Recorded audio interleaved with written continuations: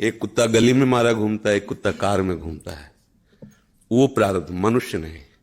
मनुष्य में दो, भाग्य और कर्म, दोनों के लिए रखा गया है। अगर हमारा भाग्य जोरदार पड़ गया तो हमारे कर्म फेल हो जाएंगे, और कर्म जोरदार पड़ गया तो भाग्य को दबा देगा। ये फाइनल का मनुष्य जन्म है। इसमें ये केवल नहीं कि प्रारब्ध में जो लिखा वही होगा, आगे कुछ हो नहीं सकता। फिर मनुष्य जन्म की दुर्लभता सिद्ध नहीं होती। मनुष्य जन्म की दुर्लभता शास्त्रों में गाई गई है, दुर्लभो मानुषो देहो। क्या दुर्लभता है? अब हमारे प्रारब्ध में लिखा है दुख ही भोगना है, लेकिन आपने निश्चय किया सत्संग सुन करके कि सर्व सामर्थ्यशाली भगवान और भगवान का नाम सब कुछ कर सकता है। अब सब कुछ बदल जाएगा, आपका प्रारब्ध बदल जाएगा, सब बदल जाएगा।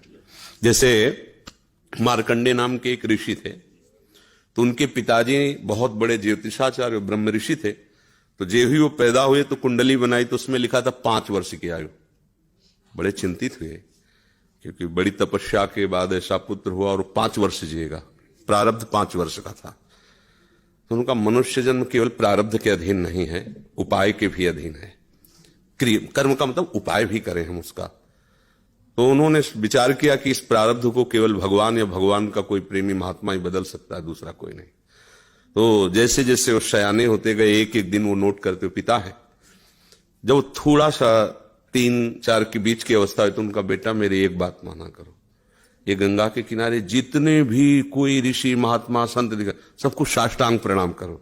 अब वो बालक थे, अब संतों को प्रणाम करने की उन्होंने, क्योंकि जानते थे कि संतों की कृपा दृष्टि पड़ जाए तो प्रारब्ध का नाश हो सकता है। अब गुप्त रूप से सनक सनंदन सनातन सनत कुमार भी विचरण ही करते रहते, तो मार्कंडी जी सबको प्रणाम करते थे। तो सब करुणा भरी, भगवान तुम पर दया करें। बच्चा जैसे कोई आप सब प्रणाम करो तो उतना हृदय नहीं, लेकिन अगर छोटा बच्चा तो एकदम उसकी तरफ दृष्टि जाएगी, राधा राधा राधा राधा। एक छोटा बच्चा है, प्रणाम कर रहा है 3-3.5 वर्ष का, तो वो सब संत। और वो चुपचाप बैठ करके देखा करते थे उनके पिता कि किसी ऐसे महापुरुष का आगमन हो जो सृष्टि पर शासन करने की सामर्थ्य रखता हो, तभी प्रारब्ध बदल सकता है।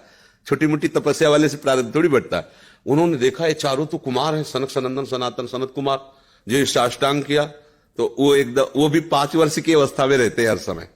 उन्होंने कहा चिरंजीवी भव। बस वो खड़े हो गए, बोले महाराज ये अभागा चिरंजीवी लायक नहीं है, इसके प्रारब्ध में 5 वर्ष की आयु लिखी और चौथा भी पूर्ण होने जा रहा है, कुछ समय का जीवन है। सनकादि ने कहा जो चिरंजीवी भव तो चिरंजीवी भव। हमने उसका भाग्य देख के थोड़ी बोला, उसका आचरण देख के बोला। एक छोटा बालक संतों के चरणों में लेट रहा है, ये चिरंजीवी लायक ही है। बोले महाराज अब भाग्य देख के दे, 5 वर्ष की आयु, अब कैसे? तो उनका हम वो तिथि वो तारीख तुम निकालना, और उस तारीख को हम भी आएंगे। भगवान शंकर के मंदिर में भगवान शंकर के लिंग को ऐसे गले लगवा के बैठालना, हम भी वहीं रहेंगे, देखते हैं कैसे मृत्यु ले जाएगी इस बालक को। ऐसा ही हुआ। अब संतों के बताए हुए मार्ग पर चलने वाले का मंगल ही होता है। तो वैसे चारों कुमार वहां विराजमान गुप्त रूप से। धर्मराज पधारी, यमराज के रूप में नहीं, धर्मराज के रूप में। क्योंकि पर वो ये दृश्य देखकर घबरा गए, और मृत्यु के भी, काल के भी महाकाल भगवान शंकर हैं। उनका स्मरण किया कि भगवान आपके ही विधान का हम पालन करते हैं, जो आप आज्ञा करते हैं। 5 वर्ष की आयु है, वो आयु आज खत्म होने जा रही है, समय पूरा हो गया, पर मेरी ताकत नहीं कि आपसे छीन कर मैं ले जाऊं आपको गले लगाए हुए से। तो प्रभु आप प्रकट होइए और बताइए कि हम आपके कानून का आप कैसे पालन करें। अगर हम अभद्रता करते हैं तो आपकी मर्यादा जाती है, और अगर मैं अपने आपके कानून का पालन नहीं करते तो धर्म का नाश होता है। तो भगवान शंकर प्रकट हुए और उन्होंने कहा कि तुम्हें कोई परेशानी की बात नहीं, 5 वर्ष की आयु है ना, मेरी आयु के 5 वर्ष इसको जोड़ लीजिए। भगवान ने कहा मेरे हिसाब से। भगवान को जानते, जब यहां का पूरी सृष्टि का विनाश होता है ना, तो इतना होता है, निमेष निमेष इतने, जैसे भागवत में आता है ब्रह्मलोक में एक कमल की पंखुड़ी ऐसे छेदी गई तो मृत्युलोक का 1 वर्ष और वहां का इतना समय। तो भगवान का निमेष और ब्रह्मा की पूरी की आयु व्यतीत हो गई। आज भी अविनाशी हैं मार्कंडे ऋषि, आज भी विराजमान है। क्या हुआ? क्रियमाण ने जोर कर दिया, प्रारब्ध का नाश हो गया। जो प्रारब्ध 5 वर्ष का था वो अविनाशी हो गया, वो अमोघ हो गया। तो हम केवल पशुवत प्रारब्ध भोगने नहीं आए हैं, हम नए प्रारब्ध की रचना भी करने आए हैं। अब वो जो आध्यात्मिक शक्ति से युक्त नहीं है, केवल वो लौकिक बल से चाहेगा तो प्रारब्ध मिटिया मेट कर देगा, और आध्यात्मिक शक्ति प्रारब्ध को मिटिया मेट कर देगा। ये रहस्य है। जो भगवान का आश्रय लेकर भावी मेट सके त्रिपुरारी, भगवान का आश्रय ले लो तो जो कुअंक भाल के हैं वो मिट जाएंगे। हमारा प्रारब्ध इतना जोर, जैसे प्रारब्ध है किडनी फेल, ये पूर्व प्रारब्ध है। मां के गर्भ से इस रोग की रचना हुई, जान तो पाए 35 वर्ष की अवस्था में, 20 वर्ष बाबा जी बनने के बाद। अब मांगते खाते अपने भजन मार्ग में चलते रहे, अब किडनी खराब हो गई। आप क्या, ये तो सब रुपए का खेल, इसमें ये तो इसमें धन चाहिए, हमारे पास कुछ नहीं है। अब हम जिनके आश्रित थे उन्होंने खेल बदला, ये सब व्यवस्था कर दी। ये हमारे प्रारब्ध में नहीं था, प्रारब्ध में तो दुर्गति थी, दोनों किडनी फेल है, लेकिन आश्रय जिनका लिए उन्होंने चैप्टर बदल दिया। अब देखो किडनी खराब, 2 बजे से दिनचर्या चल रही, 2 बजे रात से। ये किडनी वाले पेशेंट की दिनचर्या होती है क्या 2 बजे रात से? तो ये है इनके चरणों का बल, और ये हमारा बल। हमारे बुरे कर्मों का फल हमको मिल रहा है, और उनके आश्रित है, तो ऐसे हमारा जीवन कट रहा है, ऐसे गोद में लिए काट रहे हैं। तो हम केवल प्रारब्ध के ही अधीन नहीं, हम कोई पशु नहीं है, मनुष्य जन्म में मिला है। हम नया कर्म करें ऐसा कि हमारे प्रारब्ध, बुरे प्रारब्ध का नाश हो जाए। हम ऐसे भगवान का आश्रय लेकर भजन करें कि हमारा, अच्छा भगवान सब कुछ है।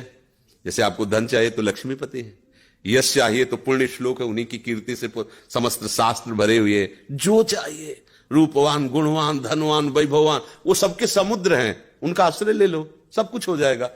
अब अगर केवल धन पर लक्ष्य रखोगे, भगवान का आश्रय नहीं लिया, तो बुरे कर्मों से भी तुम नहीं बच पाओगे। अब उपाय करना चाहिए कि हमारे नए कर्म ऐसे बलवान होने चाहिए कि जो बुराइयां हमसे पीछे हुई वो हमें परास्त न कर पाए। अगर हम यश चाहने की कोशिश करें तो भगवान का नाम कीर्तन करें, गुण और संयम से रहें, और सबको सुख पहुंचाएं, अपने आप यश होगा। और अपने यश के लिए हम दंभ पाखंड करें तो बाद में ऐसी कालिक पोतेगी कि ना लोक के रह जाओगे ना परलोक के रह जाओगे। तो हमें यश चाहिए, धन चाहिए, सुख चाहिए, तो एकमात्र भगवान का सहारा लेकर हम भागवतिक आध्यात्मिक कर्म ऐसे करें जिससे सबका मंगल हो जाए, सबको सुख प्राप्त हो जाए। जैसे हमें अच्छा भोजन चाहिए तो दूसरे की थाली से छीने नहीं, अपनी थाली का दूसरे को पवा दे। अब तुम्हारे लिए जो व्यवस्था होगी बड़ी हाई क्लास की होगी, क्योंकि वो सरकारी होगी। वो देख रहा है ना, तुम दूसरों के लिए अपने सुख का त्याग कर रहे हो, तो तुम्हें कभी दुखी देख ही नहीं सकता। दुख उसको मिलता है जो अपने सुख के लिए दूसरों को दुख देता है, दूसरे के सुख का नाश करता है, फिर मालिक उसके सुख का नाश कर देता है। और ये सबको बात लगभग पता है कि किसी को भी दुख देने से तुम्हें सुख नहीं मिल सकता, पर कोई चूकता नहीं अवसर आने पर दूसरे के दुख को दे करके, और वो सुख भोगना चाहता है, इसलिए वो दुखी रहता है।